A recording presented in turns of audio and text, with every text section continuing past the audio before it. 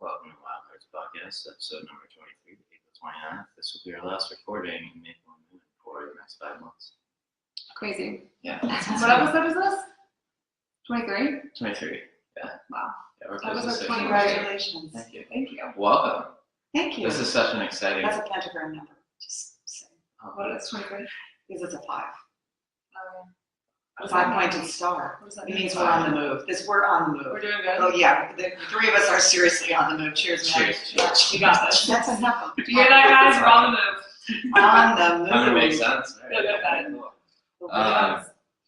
Well, this is so exciting to have you here. It's been a minute, or like we've been trying to get you here for a minute. For at least a minute and a half. Yeah. A minute and a half. 90 seconds to be exact. All right, so do you want to start off with telling famous people who we are?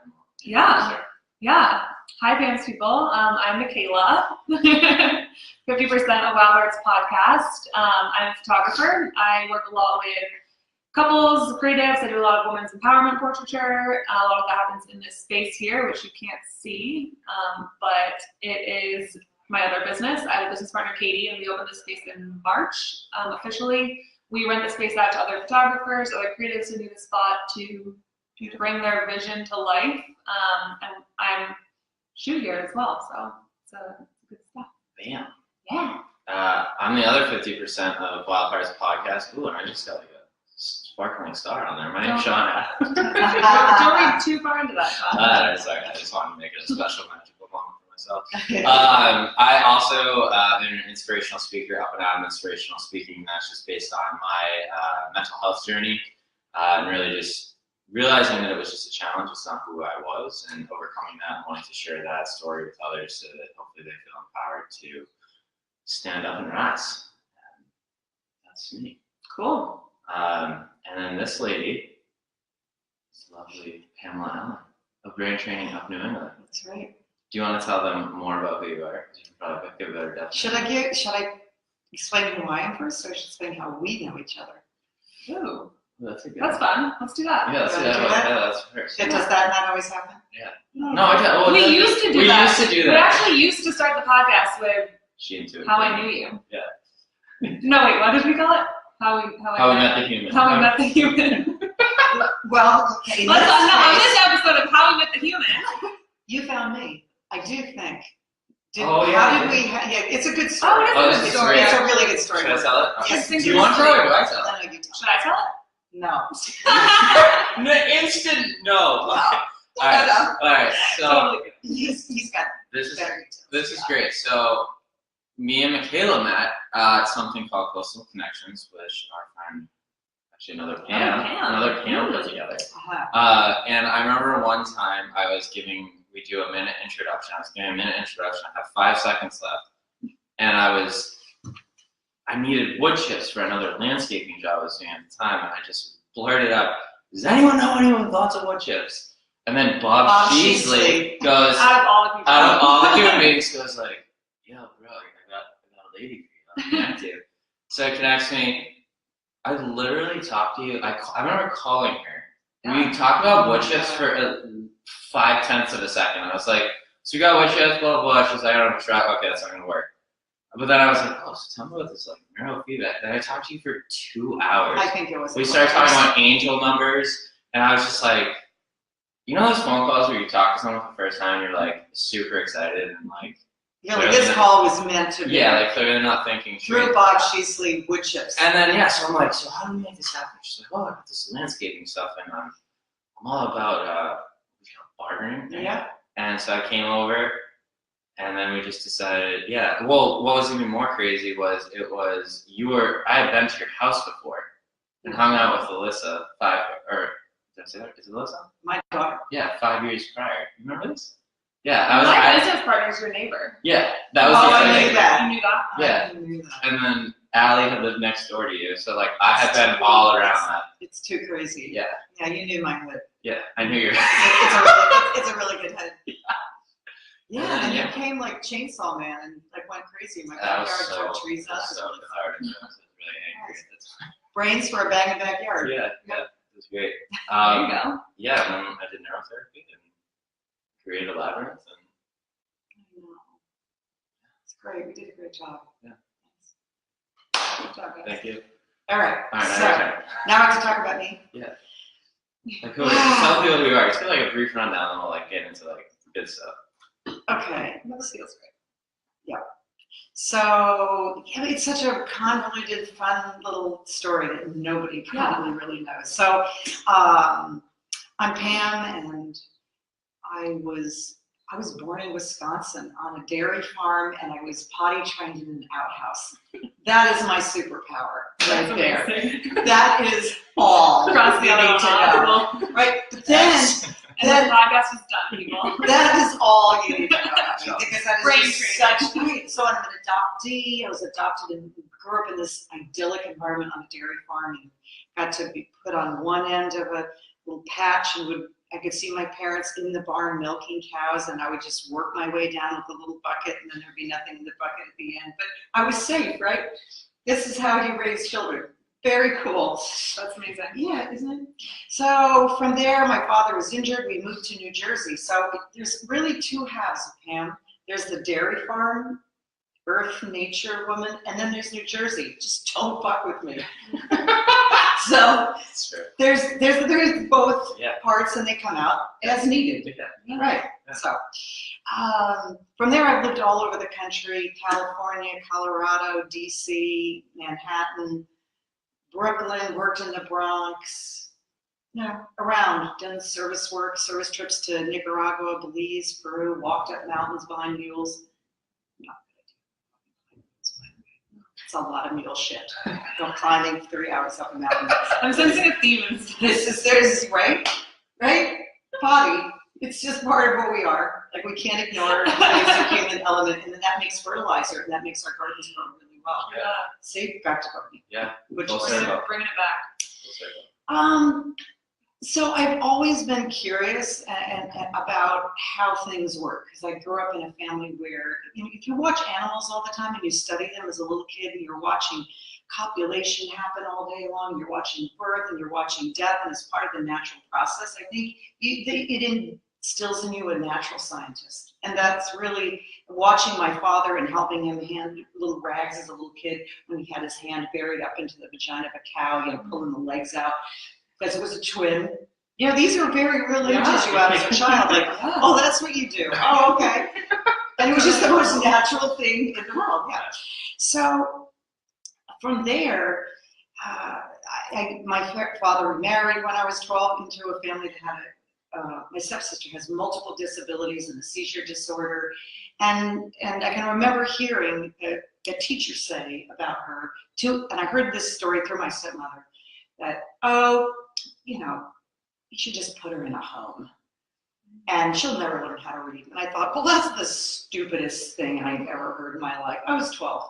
And so I just would sit with her and read every day. She reads just fine. She's in her 50s. And she lives with my stepsister, and she lives a lovely life. Yeah. Amazing. Yeah. That's beautiful. And from there, I became very curious about the mind and what that was, and working with people with different abilities was my jam. I'm like, they're the most interesting people on the planet, because when you can't hide behind "I'm so pretty" facade, I think, and you're in a wheelchair, or if you have a seizure disorder, or if you have some kind of diagnosed condition, I think if you see the world a little bit humbler, a little sweeter in a way, a little uniquely. I like that. I like learning what makes people unique, and I like getting underneath the mask. It also makes me interested in theater. Yeah. So from there, my education was speech pathology, audiology, undergraduate. That wasn't quite a fit. Went to New York, worked for a while at a school for the deaf in the Bronx, and then went to graduate school, and I did a dual master's, one in education, one in counseling, because I kind of knew myself well enough that I needed to diversify and be prepared for the future. Even though I knew young, I didn't want to be a therapist early on. So I always worked in disability programming, and then early intervention for about 12 years, and a UNH professor gig for 14, and got turned on to neurofeedback 10 years ago with a colleague doing a project with stuttering. And we used to sit at local Cocos and eat tacos, drink beer, and I'd be like, wait, what? You can reprogram the brain? Like, what? And it was like I had said a prayer to a friend of mine who has a long history of mental illness stuff, hard childhood. I said, I got to figure out how to fix brains. Like, there's got to be something. There's got to be a good mousetrap out there for really fixing what's in there. It's just got to exist. And then I encountered neurofeedback, and it does exist. We are there in terms of neuroscience. And that just sent me down a road where I just knew I had the beginning of my career. I'm like, oh, wow, I can actually help people fix this. Cool. Anyway. So amazing. Well, there's so much good stuff in there. But to start, can you just really tell everyone what neurofeedback is? Oh, okay. So and what it is you do. Okay, yeah. So people come to me all different ways. I'm in psychology today, so people might look for a therapist. It's like find a therapist, and they'll find me through psychology today. That's a piece. They get referrals from neuropsychs and neurologists and chiropractors and upper cervical people and psychiatrists, therapists, medical doctors, an eyeball doctor. There's all kinds of people who work with either traumatic brain injury or stroke or ADD kids. My lifespan that I work with is, my youngest client is 2 and my oldest is 93. So people have brain stuff that happens. Whether it's just, hey, I don't sleep very well, or I have headaches, or I have 4 soccer injuries and I can't think anymore. Or, I've been part of an NFL study, so the big dudes come in and are like, I'm afraid I'm going to kill someone. Like, I'm seriously afraid I'm going to take your door off, and that could be my child. So people, so you get all kinds of stuff. I think the bulk of any neurofeedback practice is a lot of ADD, a lot of anxiety and depression, a lot of brain injury, and then stroke, and then language processing stuff. Those are the big ones. Mm-hmm. So people come in and they say, I've had tons of rounds of, psychopharmacology, hasn't worked, or I have this child that's not learning very well in school, he's really struggling. I'd rather try something natural to help correct the problem than to try a medication. Those are probably the biggest things. And then it's word of mouth. People say like, wow, I know somebody that this kid was really struggling in school and not doing well. And he did, a whole summer's worth of neurofeedback and he's doing better. Wow. Think you can help my kid, or think you can help me? So what is sitting in that? I know what sitting in that seat looks like, but like, kind of talk to people like, if you came and sat in the seat and we're getting neurofeedback, what's that look like? I mean, I know it looks different for everyone based on I have your 2 brain. seats. Just saying. So upgrade. We're upgrading. 2 seats, but 2 good comfy seats. So you'll come in, you'll meet me, we'll do an intake, or I do an intake over the phone. And then we talk about possibilities. I do what's called brain training. So we know that this is a flexible unit. We know that the brain doesn't have a limited number of brain cells. We know that new thoughts can be formed. We know that this is an electrical unit, and that you're giving off electricity right now, and I can feel it. Just like a wire that's running through the wall, right? It creates magnetism, and that gives off electricity. It's readable. So the 3 of us are electrically connected now. So we're working with that principle that the brain wants to rewire itself. The brain wants information. It likes to learn about itself. It's excited. So I tell people it's like going to the gym, except instead of putting tennis shoes on your feet and a sweatband, you're going to put electrodes on your head and you're going to play my computer with your brain, and you're going to take it on a ride. And through that continued practice of either up training or down training, depending on if you need better focus and attention, that's going to be an up training process in the front. If you're not sleeping very well, or if you're anxious, you need to have a cold bucket of water thrown on you. So you need to down train that and get a more compatible brainwave pattern for breath and letting it out, taking a moment to think about that. That's a slower wave pattern. And we know that there's a predominance of certain kind of wave patterns in the brain. With prefrontal cortex, we need to be in a lower beta state. That's optimum. From studying hundreds of thousands of heads, that each segment, whether it's the prefrontal cortex or the motor strip or the temporal lobes, the parietal lobe or the occipital lobe, they all have a job. And they all have optimum brainwave patterns within them. So if you are creating a lot of that beta, that high speed, I'm paying attention to the highway and looking what all the cars are doing, that's a beta state. That's how I got here. I didn't want to be in a meditative, close my eyes, make a lot of alpha theta, as I would have killed myself. Right? That would have been very bad.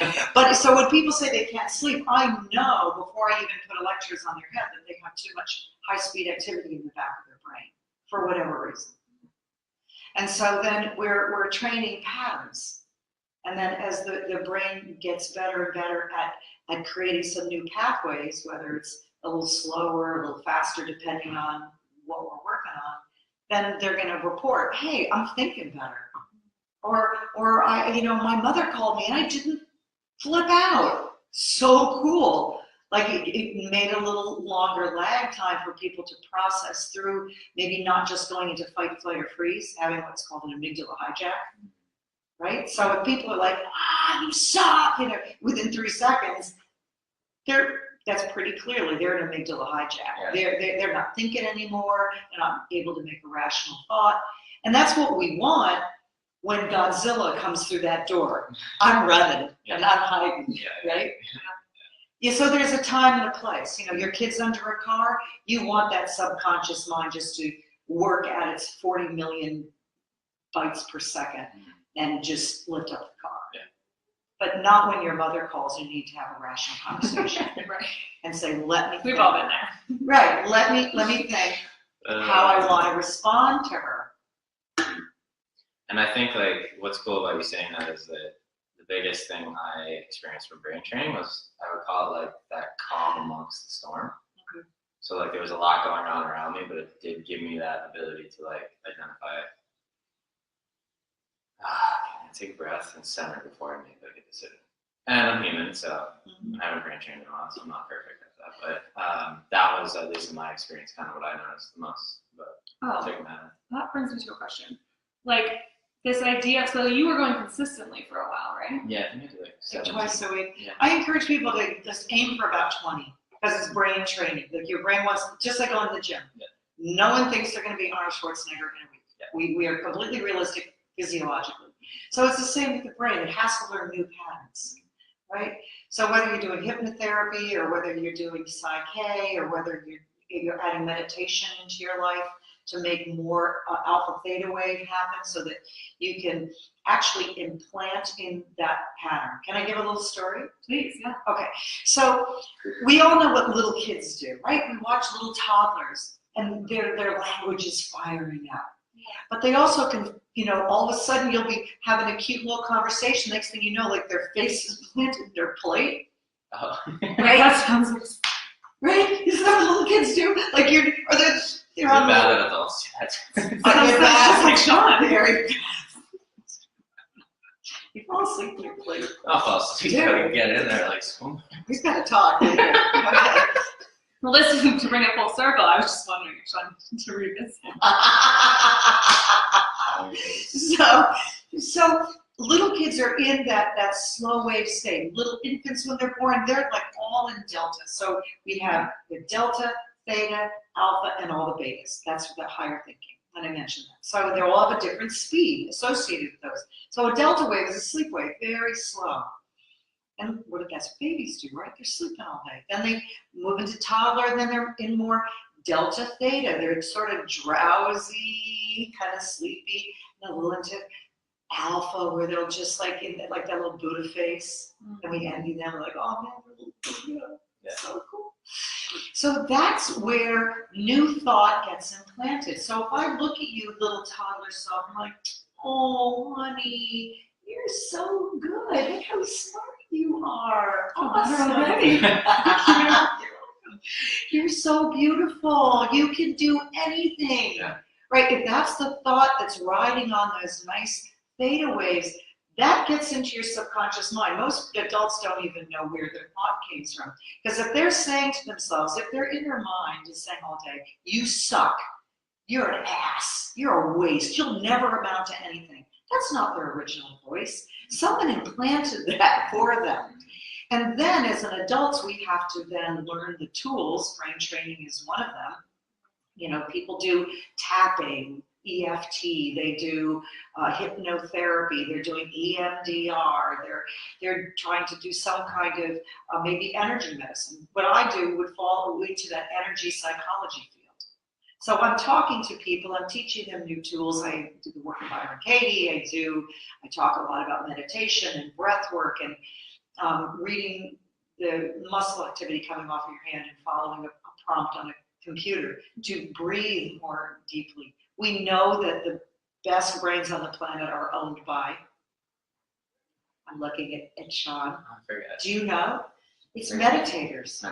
Oh, Yeah. People who meditate have the most flexible, attentive brain, and they can move easily between state, even controlling those things that we think are beyond the conscious mind, like blood pressure and breath. So if we want to follow what little children are teaching us, that alpha, theta, delta state that they toggle between and they're learning new things, we can access that through meditation ourselves, and we access it through neurofeedback, where now we can slow down that brain pattern to access new thought and put in new ones that are going to function better, like works of gratitude. So you know what's really, like, what keeps coming up as you're saying this stuff is, you heard of Iceman Hoff? No, tell. So he's just this, they call him the Iceman because he can, I remember he first went on TV like 5 years ago, and like they put him in this tank, filled it with ice. Do you know what I'm talking about? Filled it with ice, and he regulated his body temperature with his mind. Okay. And so now he does all these trainings where he like hikes up the mountains with people and teaches them that basically the cold teaches you to go beyond your mind and into your body. And like maybe even teaches you kind of like when they talk about like the, what do you call them? Like the Buddha people, the monks, there you go. How they can like control their body temperature. That's exactly what with their mind. Yeah, so like that's what like comes up. Like I'd be so curious to like see what that brain activity looks like and like what it's accessing, you know. I'm sure it'd be the same as those Tibetan Buddhists that were hooked up with the live QEEG, which is I do a quantitative electroencephalogram, a brain map, to look at what that state of that mind is. You know, look at sites of injury, or maybe look at where I might see like a left behind the ears, a language processing center. So if somebody has slow processing speed there, we need to speed up that processing speed so that then now that 9, 10-year-old child can process more quickly what the teacher's instructions are. Or if you've had a brain injury. Yeah. Oh, you were talking about the gentleman, Bruce, that's on my Facebook page, who had a stroke and came to me about 2 months ago, and he was essentially nonverbal. And now, through neurofeedback, he's turning on those language circuits and he's starting to speak. And he's on my Facebook page. You know, it's so the coolest. Interesting about what she just did. I was just looking down at our guide, and literally was looking hardcore at the inspiring favorite success story, and then you just happened to. Oh, and you wrote Bruce. I did. I wrote Bruce. I did. I wrote Bruce. See that? There you go. It's like you just like. So we are connected. You know? We are electrically connected. That's the perfect example of how it works. That we're in that closed space, and so our body, our energetic space is out to about here. So we're totally in overlap. Yeah. So what about people who have maybe not a brain injury, but like maybe like a physical injury that's like persisted for a long time, but like how is the brain connected? Like maybe it's even healed, but the brain somehow keeps you in pain? Well, I do have fibromyalgia clients, and we do know from a lot of psychological studies and peer-reviewed literature that people who have experienced childhood trauma are at significant high risk of physiological pain. So when I get clients that come in and have hideous stories of childhood sexual assault, for example, like people who've survived the Catholic Church or some other hideous childhood story, often involving sexual assault, which is now, thank God for #MeToo, these are coming out.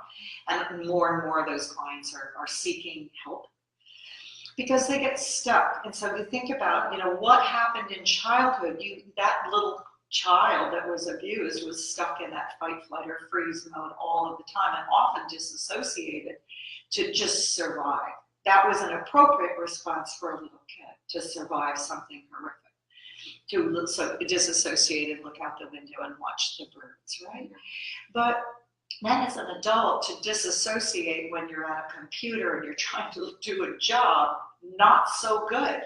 So then we want to allow the brain to start healing and getting more optimum patterns within it so that they can allow loving space for the trauma that they experienced as a little kid, but also then to have more conscious control of what their brain is doing and to be able to toggle between a relaxed state and a paying attention state to get shit done in a day.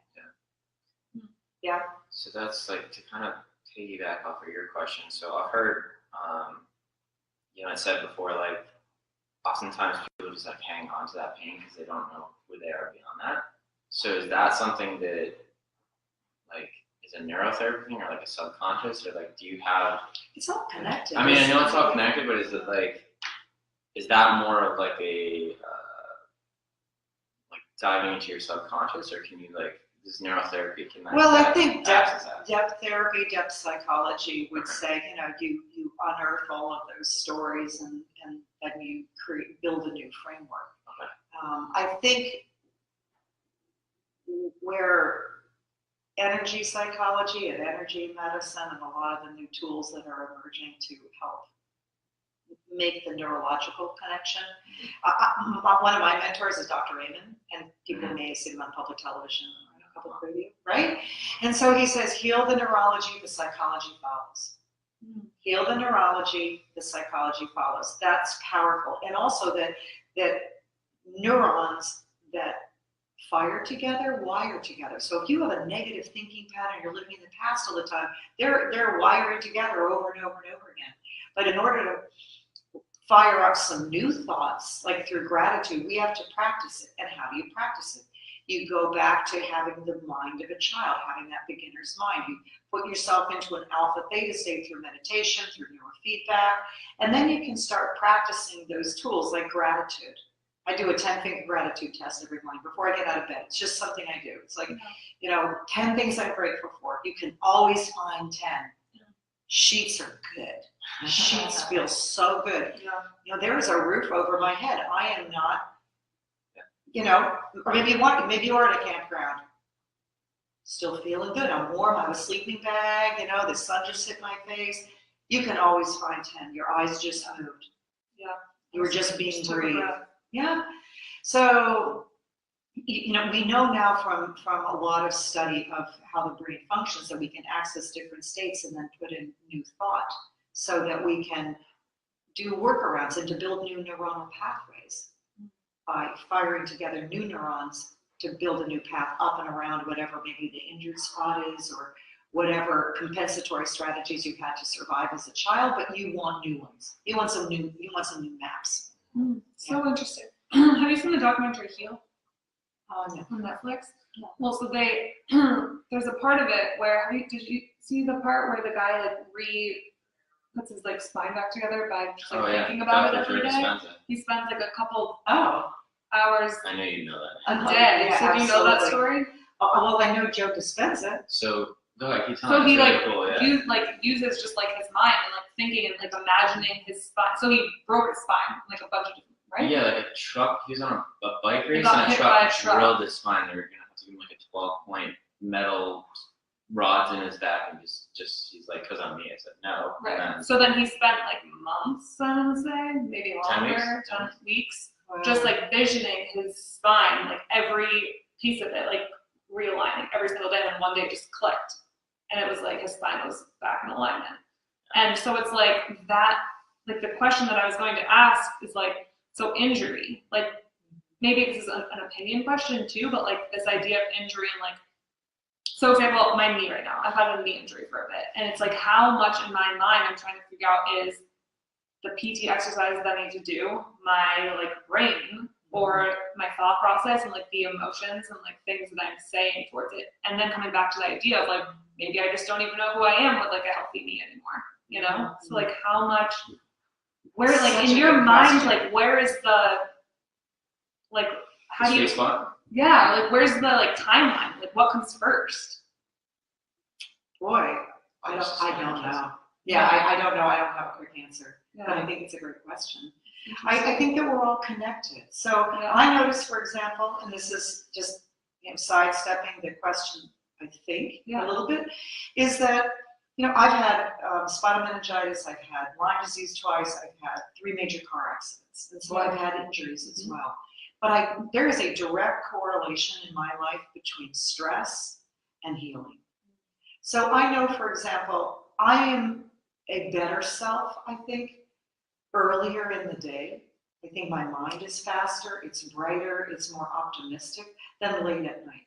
And so I notice that I get fatigued. I notice that when I'm meditating and when I'm doing my gratitude practices, I have a better brain. When I'm less stressed, when I'm doing neurofeedback, I get, one of my fellow practitioners to do brain training on me, when I get regular massage, when I'm eating really well, when I'm exercising well. I don't know that we can disconnect all of the components of our life to talk about your need, right? I think, sometimes I think these injured parts are like, I say this, I used to be a childbirth educator. Pain makes us pay attention. So what story does your knee have for you? It's probably telling you a story. My neck from injury is telling me a story, but also my shoulders. And it's my barometer for when I'm literally carrying too much on my back. I feel better and I don't have neck pain when I'm hiking, when I feel free, when I'm in the company of my beautiful daughters or granddaughter, what I mean? Like, I don't think about it. And when I'm more optimum, when I feel like my life has this nice flow and balance to I'm not doing too much work, but I'm not bored, when I'm having really rich, green, delicious food and I'm just conscious but not overstressed, I have less pain. Isn't that kind of, I fell asleep in the documentary, but isn't that basically what it's saying? Is it like basically stress is attuned to all of this? Oh, the documentary itself basically was like, fear is the foundation of any illness. Yeah, and I think... Say it again, fear is the foundation. I mean, don't like quote me on this, but the takeaway that I got from it was fear is the foundation of illness.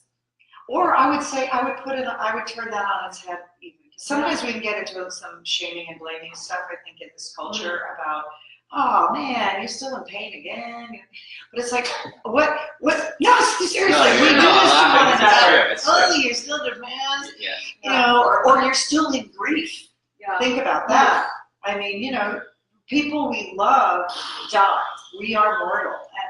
And so I think for me as a therapist, one of the greatest gifts that I keep getting out of working in this field is every day I'm fine-tuning my getting comfortable with being uncomfortable. That getting comfortable with being uncomfortable, that everything changes every single day. Right? Just when you think you're going that way, you're going, you guys are about to launch and go to California. Like, who saw that coming? So it's like staying loose in your knees and also feeling grateful. That word, but there's so much good neuroscience going on this. One of my teachers, Byron Katie, said, no one knows someone else's highest path to God. So you can conceive of God whatever way that you want, to enlightenment, to spiritual peace.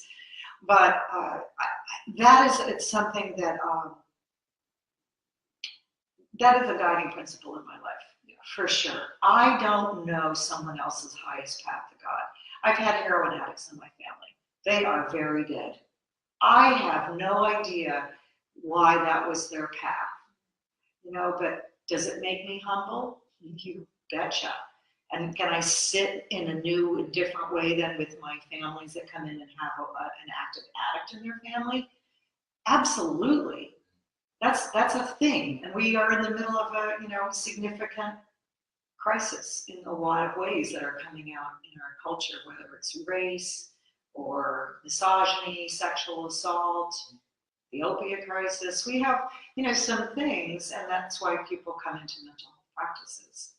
And I think too, like that, you've mentioned curiosity a lot. I think as you've been speaking and like in your questionnaire that you filled out. And how do you feel like that curiosity allows you to become more relatable in those like situations as well? Well, I don't see anything as terrible in and of itself. I have a very unique kind of paradigm mentally of a lot of work that I've done over decades. And, had amazing teachers, whether it's Elaine Aron, who talks about highly sensitive people. 20% of us are born with these really sensitive nervous systems that hear and smell and taste and think and feel in very sensitive ways that the other 80% don't. And so I know that each person who walks into my office is a unique being. And so the more I can learn about someone else's uniqueness and support them in evolving, in celebrating who they are, even if that's a person who's chronically in pain laying on a couch. What is that lesson? What are you getting out of that? And I don't mean that in a sarcastic way. That, pain is a good teacher. Lyme disease has humbled me to my core because I've always been an Energizer bunny. And so it's made me curious about talking with other Lyme people about, what is your lesson? What has Lyme taught you? What has your ADD taught you? What has your trauma taught you? Because we think of like, oh, you get married. Oh, that's a blessing. Woo! And death. Oh, terrible. I'm so sorry. Your whomever was killed in a car accident. So horrible, terrible. And yet, if you really get underneath the surface of the mask of that experience, anyone who's had hard things happen will say, it was one of the greatest things that ever happened to me. That job loss, that lawsuit, that horrible thing, being called up to the board has happened to a colleague of mine. He's now fighting nationally for better board fairness and equity for nurses. So was that the most terrible thing that could have happened? Or is that the greatest blessing of his life? Well, let's transition there because I know you have a very compelling story about how you got into neuroscience. 14 years over at UNH, Yeah. And how that came to an end, which at the time probably was, you described like what the F. Right, I was. Can you tell about that? Because I think that's important. I mean, if you're willing to. Yeah, so, had a beautiful, I've had a beautiful career, shall we say. Always work with people with different abilities, right? So early intervention, then offered this great professorship and ran disability programmings, did international service learning in Nicaragua, did 20-some trips bringing students down, working with people with different abilities, and then I've done psychological training in Peru in neurofeedback. And at the end of my gig, I became a union organizer because it felt like the right thing to do to organize the lectures to, this is the common thing around the United States, right? And so as part of that experience of being one of 9 elected people, I was then out and proud, so to speak, in fighting for unionization of non-tenure track faculty. And that was not a popular thing to do. My contract was cut, and I ended up doing a lawsuit. And of course, at the time, I would ping pong back and forth between, this is scary, there goes my, there goes my plan, so to speak, like, well, what does this mean for me? So what's going to happen with my retirement? So I, being in my 50s, that was, you're expensive, you're at the top of your food chain typically. And so that made then looking for any kind of job a kind of new thing. And I hadn't looked for a job in 30 years. I'd always been invited to some venue. But fortunately, working with my colleague Michael for the last 2 years at the university, and watching him do this stuttering research with clients using neurofeedback equipment, he'd been training down in Boston. And then I had started going to Boston to learn more. Once I found neurofeedback, I'm like, this is the tool I've been looking for. So I had been going down just as volunteering and doing my full-time professorship. So, looking backwards, you go, oh, that was clear. Well, that shouldn't have caused any stress. Yeah, right. Like, hindsight, because that was in 2013. Yeah. And so, but I remember laying in my bed, and I had a beautiful view out a window at the trees, and I'd done a lot of meditation work, done Vipassana, I'd done 10-day sits in silence, and I'd done a lot of what's called the work of Byron Katie, it's self-inquiry. And so you work your stressful thoughts on paper. And it's a tool that I still teach clients to this day, that when I think it fits, when I think it'll be a good tool for them.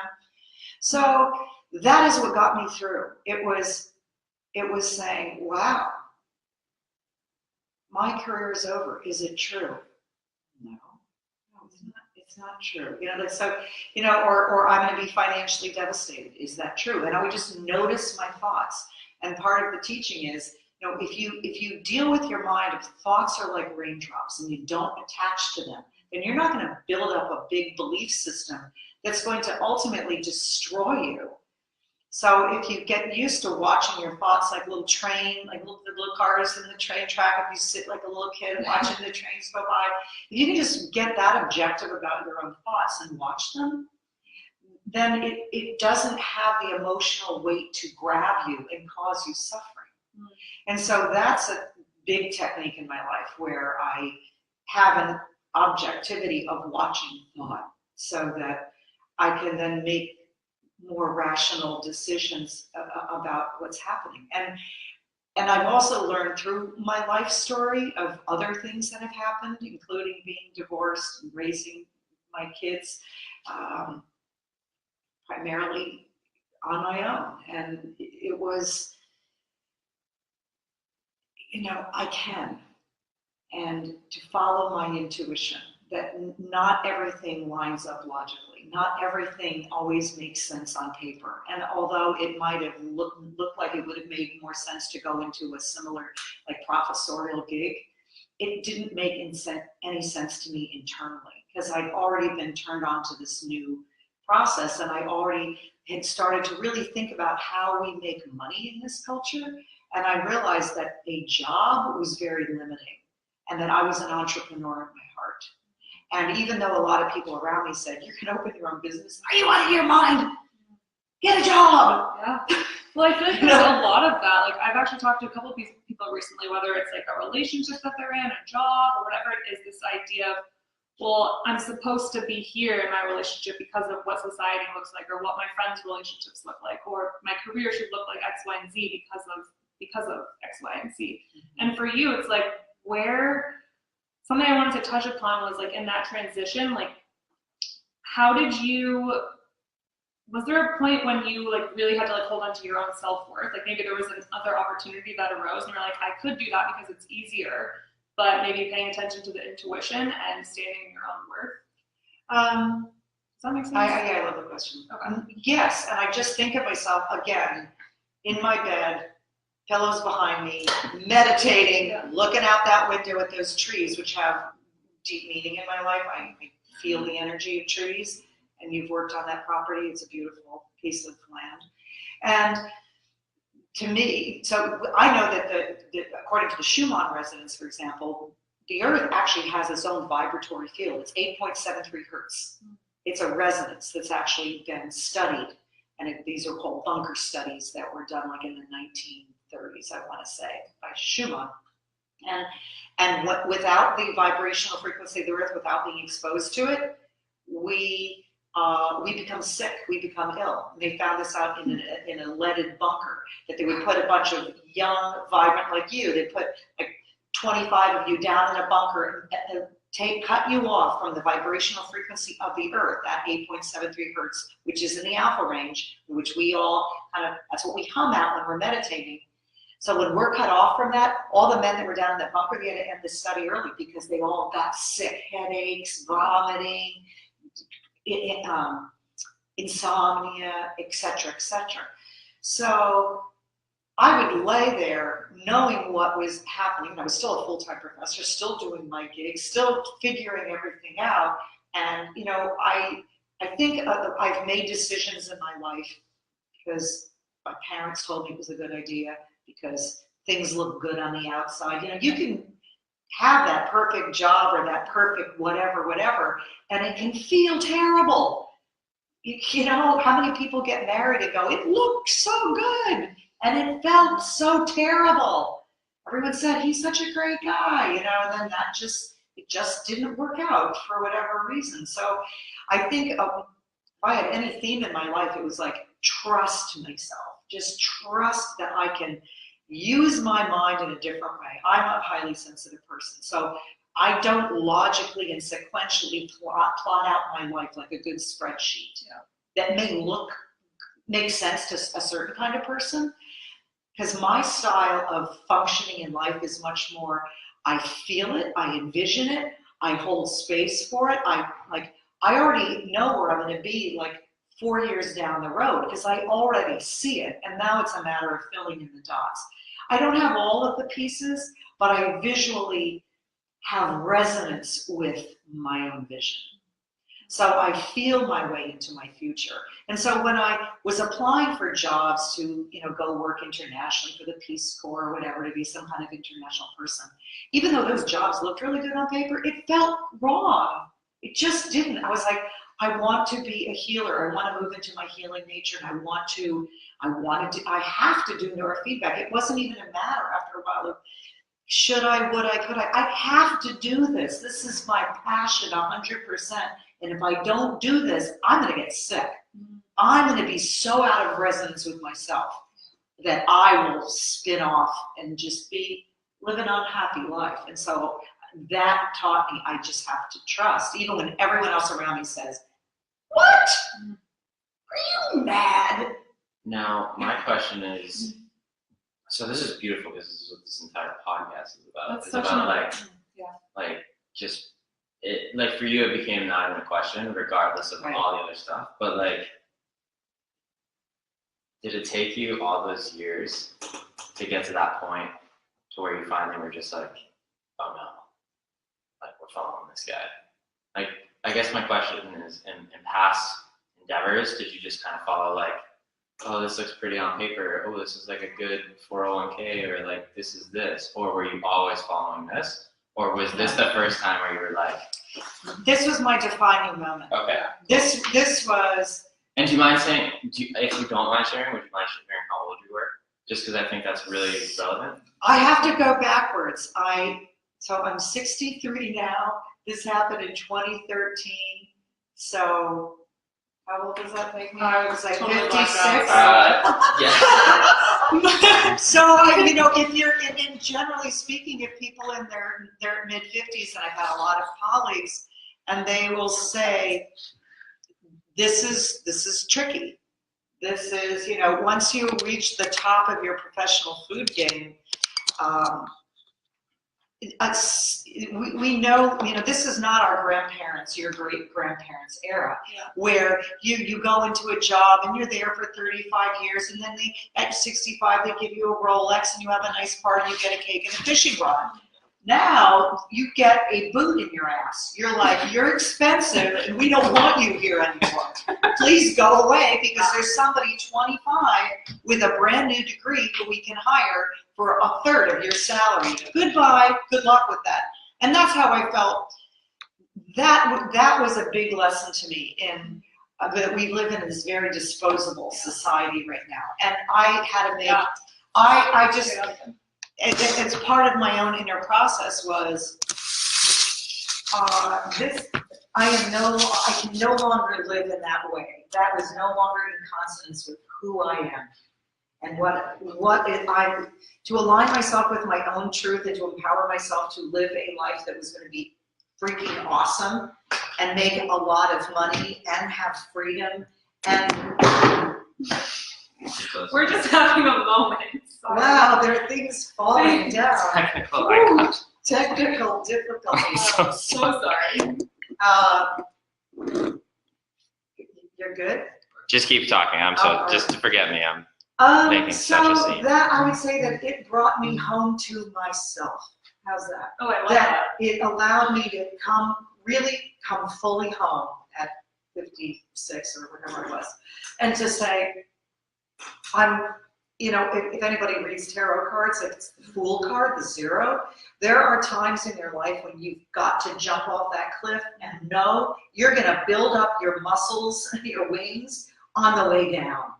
That the hands of life are there to support you, and you have to trust without knowing, without seeing. And I've learned how to follow that.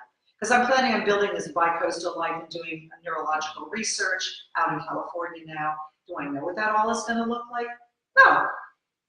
But I will share this little cool experience. I've been picturing, so I started last year on my property, 2 acres, walking trails, labyrinth, spiral, fire pit.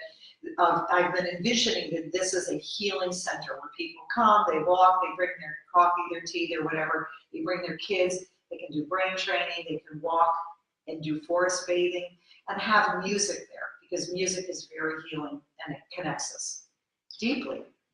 Bob Marley used to play at the, they used to set their guitars the hertz level of their 7.83 hertz. Something like that, yeah. That's Schumann resonance. That's what it is. They literally used to do that. So like when they're like, doing their whatever hippie vibes or whatever I love it. was, they used to play their guitars at that hertz, which probably made it makes you go into meditation. Yeah. Well, we know that if you play a guitar on one side of a room and you put a dime on the drum head, it will vibrate in synchronicity with whatever that vibration was from that initial instrument, whether it was a flute or a guitar or whatever. And that's how you and I are vibrating together. So that's why when you meet a great master, you start vibrating where they are, because they fine-tune their energy field. That's so cool. But last night I had to dinner 2 amazing musicians that play the exact music that resonates with my soul. And a friend of a friend of a friend said, I have these musicians who want to start a concert series this summer on my property, like Sunday afternoons. And we're looking at a name, and it came about Hands Together music series. Sunday afternoons, hands together, whether it's in prayer or whether it's hands together, right? Yeah. So connecting with other people, with the trees. So I just got chills when they were in my dining room. Well, tell the other piece of that, because there's a lot of good things, but there's a barn that's going to have some things. Oh yes. So yes, thank you. So yeah, a little too close to the subject to be paying attention. So where people come, so in part of my building out my business was I had a little sewing space, and then I built out and done homeschooling for a while, 2 of my kids. And so I have these spaces in my barn. I live on an 1838 property with an old house and a barn in the back. And when I was working in Boston Neurofeedback, I was commuting, it was hard, but I learned a lot. And I learned from there what I didn't want and what I did want. And part of what I knew I didn't want was to be in a 3rd floor office space with piped in air and windows that didn't open and looking out at a parking lot. I'm like, that is not a healing vibe. So as I looked at my space, I'm like, I'm close to 95, but it's chill, it's a good vibe. I love this barn. It's walking trails. People can come and unplug a bit. So I currently have 2 treatment rooms, a waiting room. I'm building out a 3rd treatment space where people are going to come and have cranial sacral biomagnetics. I'm considering other energy workers, and I have a gentleman who does neurofeedback, but he uses a different kind of equipment. It's called Lens. So it's all low energy neurofeedback work, but I'm full. I need another neurofeedback person, because I want to be able to take a little vacation once in a while with a daughter and a baby. I want to be able to explore and do some research and some writing and still keep my clinical practice. But by next year, my vision is to have a yoga movement space and have someone who's going to be organizing a music series, and she's going to be doing art therapy. Yeah. So it'll be all kinds of art therapies, and then now this kind of musical therapy. So it's just manifesting a vision of what I felt all those years ago. Of like this is a healing space. This is my healing barn. And so Brain Training in New England has just kind of launched into this space holding for people to do their healing work. And where it's going to evolve from there, I don't know. And I'm open. That's so cool. Yeah. It's so wild when you were talking about you just like, we just envisioned a space based on like how you like talked about it, like the air pumping in, the white walls. I feel like that's every single hospital room. Yeah. Like looking out into like a parking lot, it's like you were like, that's not a healing environment, but that's. Right. I feel like that's the exact view that every patient in a hospital has. Well, there's like opening a whole other can of worms, but like it is. I just thought that was so interesting. Well, that's maybe just a big strong opinion, but hospitals don't make money on healthy people. So. No, like I said, a whole other can of worms. But I just felt like you need to say that. It feels good to say that. Well, and I do think as we move forward and we're looking at countries that are doing well, and that our medical model is, shall we say, not doing a very good job. Our numbers, according to the World Health Organization, our numbers are going down in terms of it's wild. Infant mortality rate, It's incredible. mother-infant rate, and also in terms of mental health, that the recovery rate of people with a diagnosed mental illness in countries around the world, especially developing nations, is about 2/3. Guess what our rate is in this country with all of our incredible psychopharm and our DSM? It's 1/3. Other nations are 2/3 that have far less sophistication in diagnostic tools and access to psychopharmacology, and we're only 1/3. So we're doing worse. And doctors are talking about the handgun problem, and our suicide rates are going through the roof. So we clearly have plenty of room for exploration of natural health models and connectivity and the role of friendship and the role of, we all do better when we're feeding one another and we're breaking bread together. We know this of what are called the blue zones, I believe, around the world, that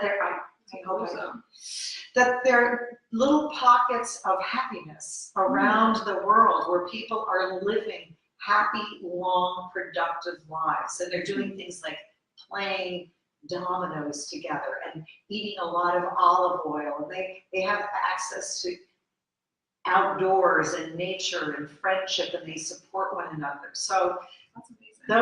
Those blue zones are instructing us, and they're not in the most wealthy countries. One of them is Bhutan.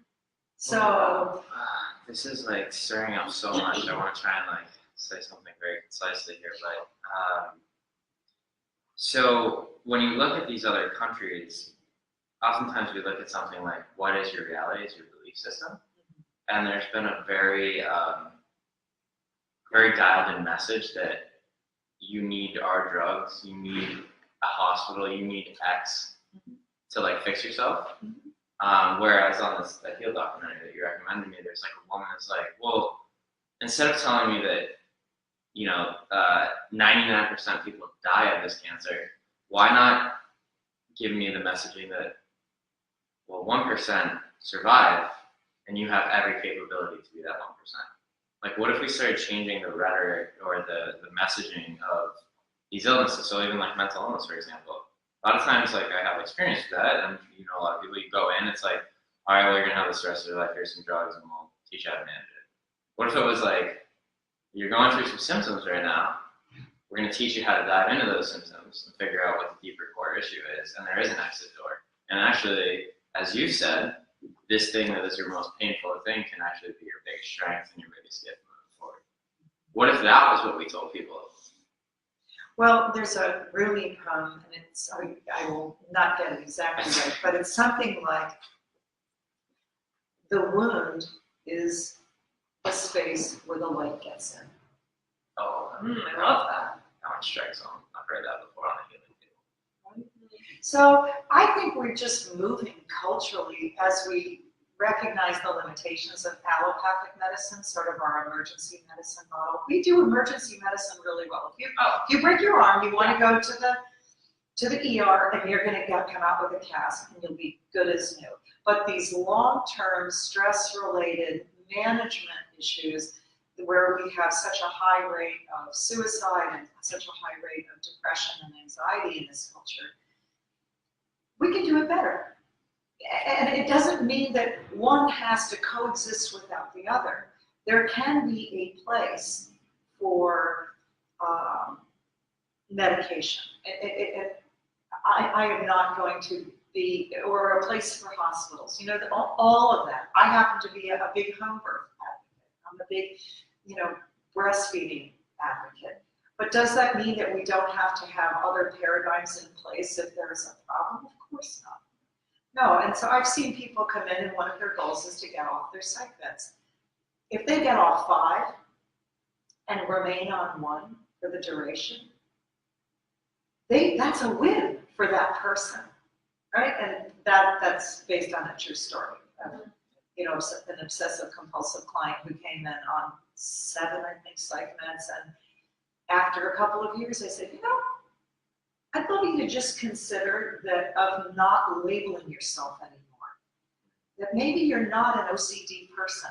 Maybe you're just a person who doesn't like cat hair on their clothing. Maybe you just like a clean home because you're living all of these ways. You're going out, you're not repetitively hand washing, you're able to hold a job, you can touch other people's keyboards, you can touch your mailbox now, you can go out with friends, you can go on vacation with your family and use a public restroom. And you don't have a meltdown. You know what? You sound just normal, like a guy who's kind of clean. And is he still on 1 med? Yeah. And does he come back for tune-ups of neurofeedback every once in a while? He does. So I think if our model is towards wellness, then it kind of opens up the conversation to it. Let's see. I think in a society that we live in, where there's so many people, I think, feeling stuck or trapped and not knowing quote unquote what's wrong with them, or so many Googling of things, and you can Google anything and believe you have cancer or you're dying. You can do that in 2 minutes, and then the anxiety and everything that creates. I think it's just so important, and why we're sharing stories like yours is to give people this outlook and know that there are other options. The hospital room isn't the only option. The medication isn't the only option. The freaking yourself out about symptoms isn't the only option. Just knowing that there are things that they can do that aren't what is being maybe quote unquote prescribed to them. And everyone has a unique path. Yeah, and to respect that path. For the person who's within that 7% severely mentally ill, their best treatment might be a monthly injection of a pretty heavy psych med that will allow them to be in an assisted outpatient treatment program and live at home and be managed very well. That might be the best option rather than being in and out of a hospital, right? But for the other 93% of us who could not consider severely mentally ill, and we're seeking our own wellness, then who knows? Well, yeah, it's crazy. I also saw that person. But if you tap into what you're talking about, the body's vulnerability, right? And really, healers aren't not all they're doing is giving you and your body access to that healing ability. You know what I mean? So it's they're shifting things around so that you can kind of remember that this body can do that. I watched a great movie the other night. It's called Crazy Wise. And it's all about mental illness. And it's is a person crazy or are they wise? If you look at many indigenous cultures, so people who, young children who start hearing voices or who start channeling other tongues, they might then be shepherded by the local shaman and then taught the tricks of the trade, if you will, and they become the healer for the community. They can be trained up. And this is consistent in indigenous cultures around the world. All of the indigenous cultures have different kinds of shamans or healers, and then they can recognize the gifts within someone else and then shepherd them through that period to help them use those gifts. in our culture, someone who hears voices may end up in, like we described, into a white-walled emergency room with bright lights, with people wandering in, injecting them with unknown substances, labeling them as less than, or with a condition that they will have the rest of their life, versus maybe, you know, if they were living in an Aboriginal culture, that person may have been taken on by an elder and taught how to work with the plant medicine of the forest. And maybe there's medicines within that forest that would then help that person, including substances like ayahuasca, MDMA, that to help that person have an hallucinogenic experience that might then guide them into using their mind in a new way. These are all areas of medicine and science that are just being explored. And we've just gotten an approval. I think California is doing this, that they're doing MDMA research with post-traumatic stress folks. And so it would be a 15-minute guided trip, if you will, I'm putting that in quotes for the audience. And they're having efficacy that is being reviewed, and it's now being an approved method of therapy with a guided therapist to do this using that kind of powerful medicine that came from the rainforest. It's not like it's something actually like new. I mean, it's new to like society and being approved, but it's something that's been around for ever. Yeah, because didn't they in the 70s shut down LSD?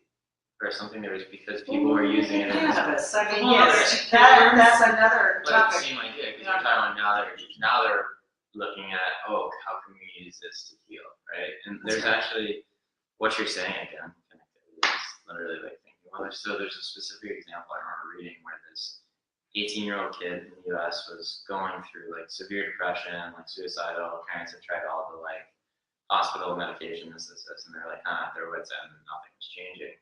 So this African doctor that kind of adopted the belief that you have that, hey, this might be the birth of a healer, like he believes spirit's trying to merge with this kid, yet we don't have any ceremony to help that happen or any guidance. We're just saying there's something wrong with you. So they took him to Africa for like 4 months to a tribe. He was like, you know, just basically celebrated, like, oh, it's all good. You just going through this transition, you're gonna be like super awesome, blah, blah, blah. 4 months later, he comes back, like graduates like Harvard, like has a business now, like all this stuff because he was supported, as opposed to saying, you know, there's something wrong with you, you're gonna put you in this white wall. You know, so I believe this for a long time, but like it's like I feel like the 2018 stats were 50 million Americans. Adult Americans have like mental illness. So it's like to me we have 50 million healers that are being birthed, except for they're being suppressed in this country because we don't have the guidance.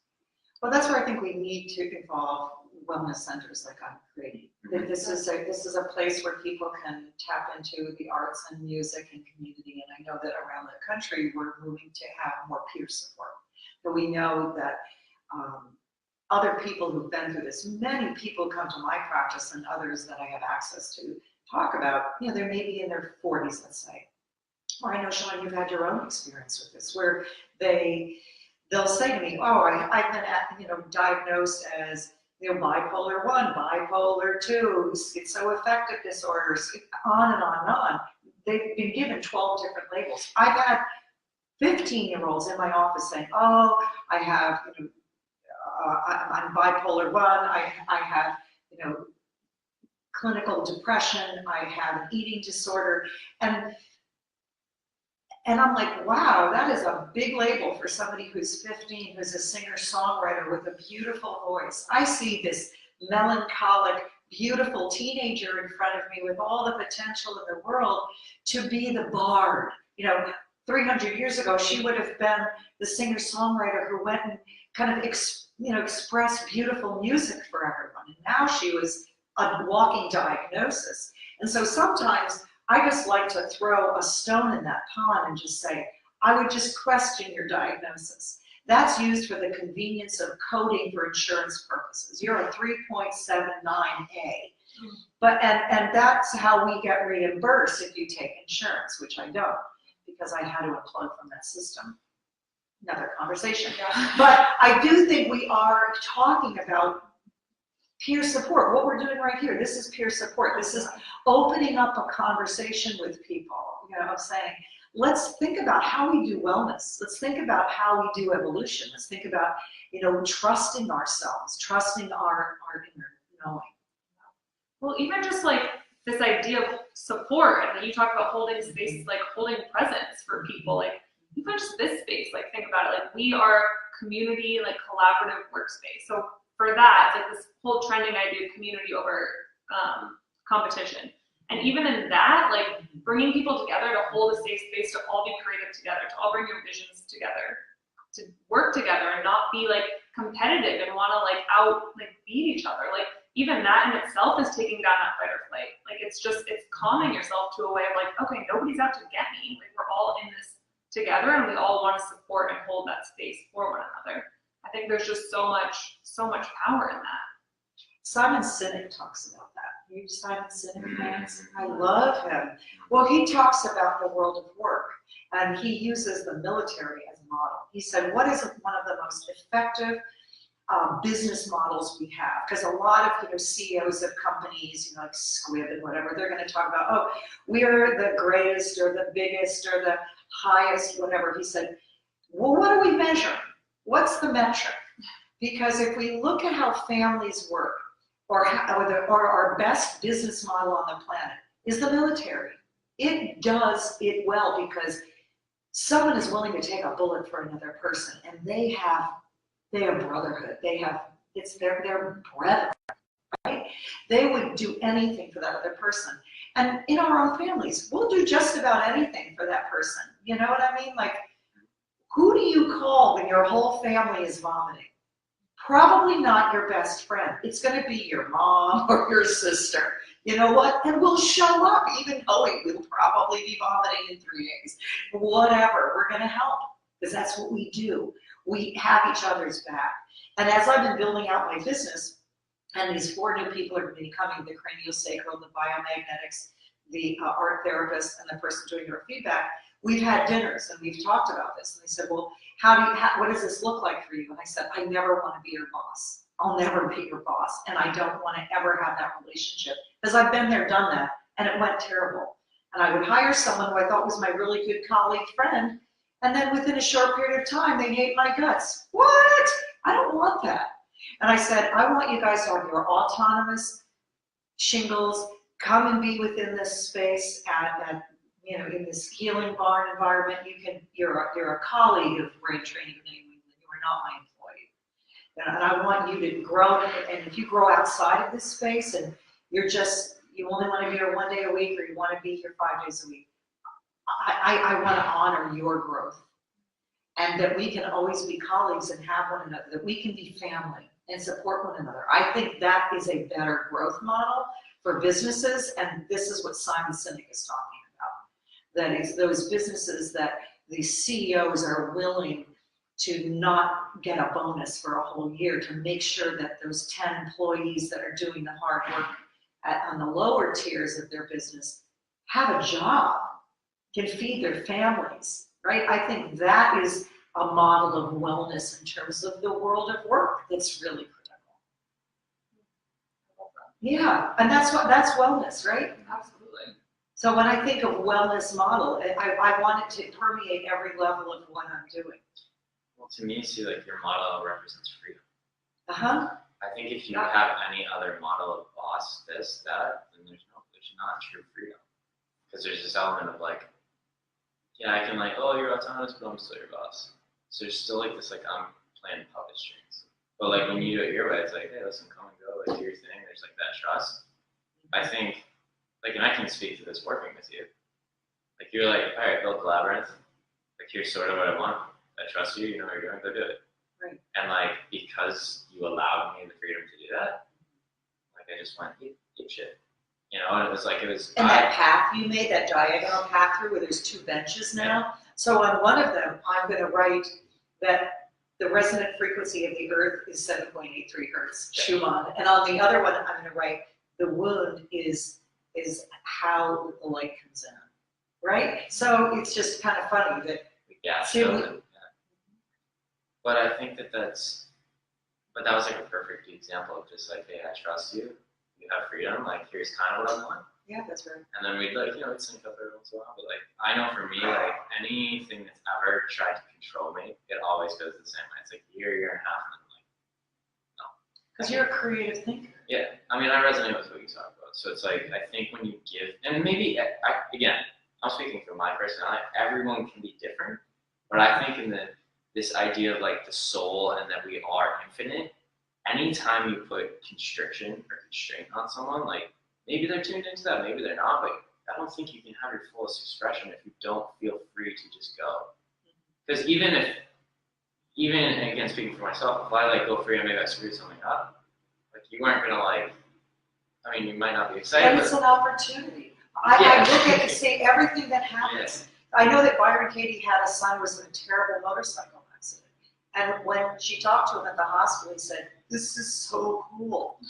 Like, this is, imagine what's going to come out of this. Like, imagine the attitude. If we all had that attitude, like, look at this shitty thing that just happened. Oh, cool. Like, hey, because that's the truth of life, right? Well, it's readopting, you said this, right? Like the attitude of like, what if we shifted to everything's happening for us? Not to us. That's right. Yeah. Absolutely. I mean, that's crazy. That's kudos to that guy. This Right? is cool, but like, That's manifesting really advanced thought. yeah. But we are thought leaders in this room right now. So, and then who's ever listening is part of that thought leadership venue. So, keep going. That's amazing. Well, speaking of thought leaders, who's your biggest mentor? Well, very, very uniquely, no, I know. So, I've actually talked with a fellow therapist about this issue because normally in clinical work, you wait until a client or patient has severed that relationship or you've ended that sort of traditional therapist client relationship before you move into friendship. And so I had this unique relationship with a 93-year-old woman named Zamarie. She's a working artist. And I love that life gave me an experience where I didn't know I had a question until I met the answer. So by meeting this 93, I met her, she was 90. She had 4 traumatic brain injuries. She'd fallen 4 times, and that's why she came to brain training, is to improve her neurological function and not experience cognitive decline as a result of this brain injury, and so on. And so through seeing her over probably a 2-year period of time, what evolved is this amazing mentorship, this amazing friendship where I consider her my dearest, dearest friend. And the question that I realized that I had, that I didn't know till I met her, was how do I grow old? How do I move into the third epoch of my life as a woman and as a professional? And I didn't have any working models in my life. My mother had been ill. A lot of the older women I knew, they had just not been professionals. So I had no model. And I think a lot of young women, I'm happy to mentor them because I know that a lot of men, especially white men, have had mentors, their grandfathers, their great-grandfathers, other businessmen, teach them how to negotiate a salary, how to build a business, how to build a practice, etc. I didn't have that model. When I had to negotiate a salary with MIT to do a consulting gig, I had to call up 3 male friends saying, how do I do this? What does this look like? I had no idea because I knew I needed to command an appropriate salary for what I was giving them. But I had no idea what those numbers were, which were 3 times what I was going to ask. So thank God they said, because I would have accepted their first offer. They said, never accept their first offer. You always go 3 times higher. Look at what the market is bearing within your field, and then go as high as you can and negotiate down. lesson learned. But it's not that complicated. I mean, when you hear me say it, maybe you go, oh yeah, that makes sense. But until you're taught that, how do you know? I'd always worked in those jobs that had pay grades, and you plugged into that grade according to your education and carry on. That's what you get. So I had to learn that. But with Anna Marie, so she got her PhD at age 53. She moved to Sedona, Arizona at age 60. She became vice mayor, I think it was age 62 of Sedona, Arizona. She started studying with mentors. She started learning how to invest money in the stock market. And one of her biggest investments that she still lives on these days, guess what? Apple. Holy shit, like seriously good investment. If you saw her home, you'd go, good investment, good job. So, so she taught me so what else did she do? At age 80, she moves back from Sedona. Oh no, she got married to the love of her life at 68. She had raised 3 children, pretty much on her own. That was hugely impactful for me.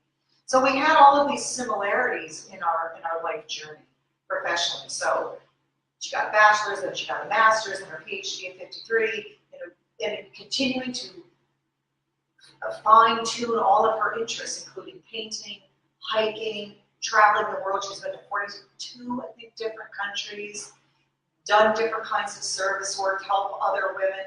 She's told me the story of before there was Roe v. Wade, of collecting in a little community with their coffee clutch money, helping a woman fly to Ireland, I believe it was, or Scotland, to have an abortion. This was like in 1960.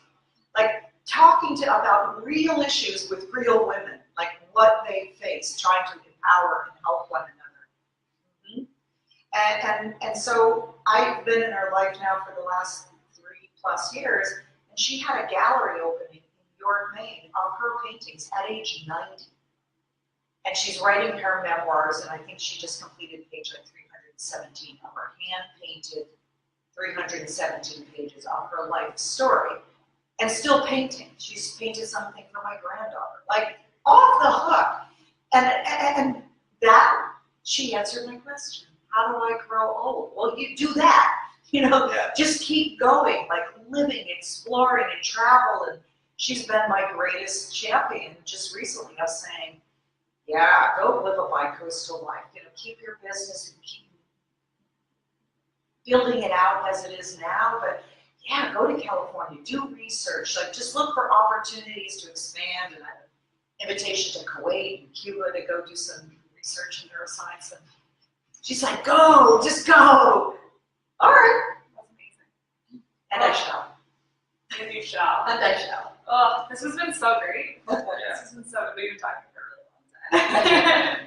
I have no idea. Before you ask the final question, I know you Yeah. want to ask, I think it's just really important to point out, I was going to do it earlier, but we got excited about somewhere else, but age.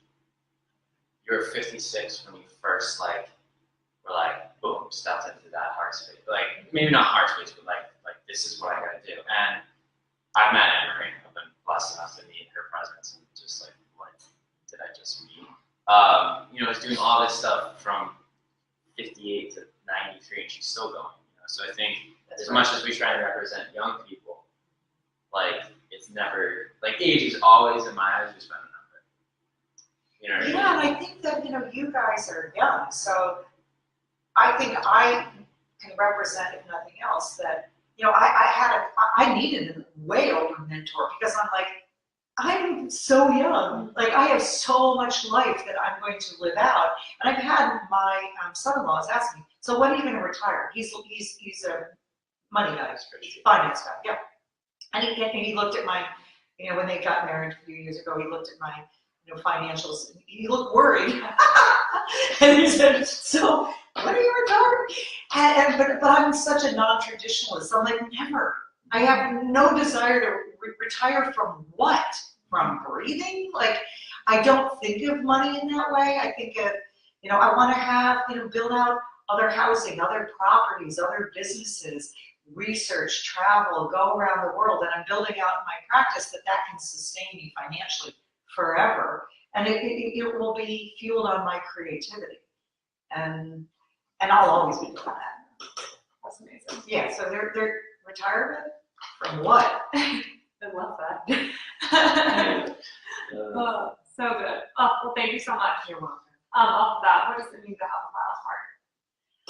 a wild heart? Well, I think it's to live a fairer life. I think means to not to follow from your own inner guidance system. We all have our own inner guidance system that we have to listen to, and for me, it's been learning how to listen to it because it was always talking to me. And I think as a little child, we listen to it, and then we're told not to, and we trust those elders so we can turn off our own inner guidance system. But for me, it's now I'm the wildest heart ever because now it's like, well, there is no one that can contain my imagination. Mm-hmm. So, the story of my life is going to be as wild as that lasso one. Yes, so good. That's such a great visual. And where do people find you? Pam at braintrainingofnewengland.com, Brain Training of New England Facebook page, Brain Training of New England website, my phone number, 603-231-2630. That's my Sean bag, yeah. That's how you found me. Sure. Bring wood chips. All right. Bring wood chips. Thank you so much. You're welcome. Thank you Let's so see much. if this is fun. It's been a lot of fun. Yeah, you did it. We did do it. All right, people. Have a Thank great you week. guys. Thank you so Tuning much. in.